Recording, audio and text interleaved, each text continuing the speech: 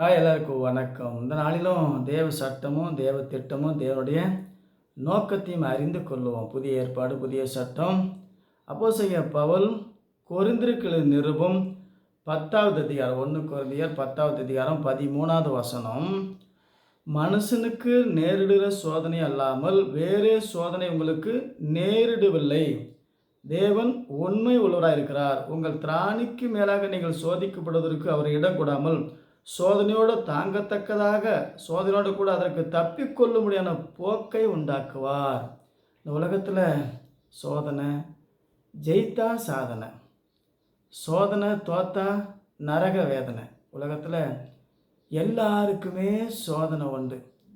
நம்ம நாட்டில் பெரிய ஒரு முதலாளி கம்பெனி ரத்தன் டாட்டா, அவருக்கு ஒரு சோதனை.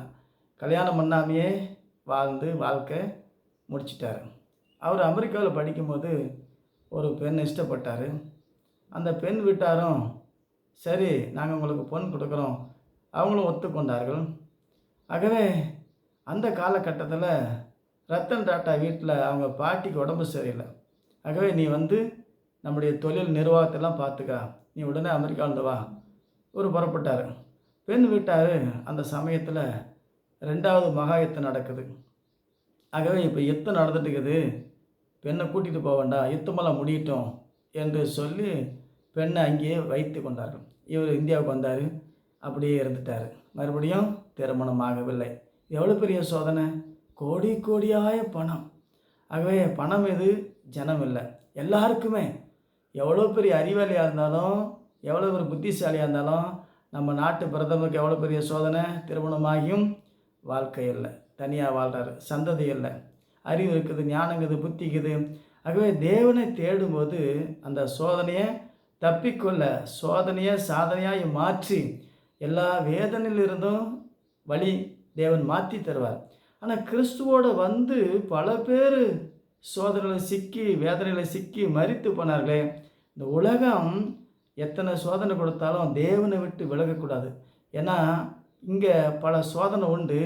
இந்த சோதனைலாம் ஜெயித்தா நரக வேதனையிலிருந்து தப்பிக்கொள்ளலாம். நரகம்னா மிகப்பெரிய வேதனை. அந்த சோதனையில் சிக்கிக்கொள்ளாதபடி, அந்த வேதனையில் மாட்டிக்கொள்ளாதபடி உலகத்தில் எல்லாத்தையும் விட்டுடலாம்.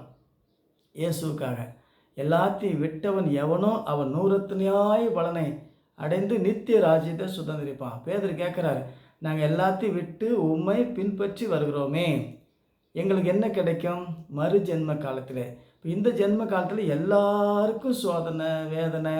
எத்தனையோ பேர் நாங்களாம் சோதனையை ஜெயித்து சாதனை படைத்தோம். ஆனால் நரக வேதனை, அதுக்கு தப்பிக்கொள்ள இந்த உலகத்தில் நமக்கு உபத்திரம் உண்டு. ஆனாலும் திடன் கொள்ளுங்க, நான் உலகத்தை ஜெயித்தேன்.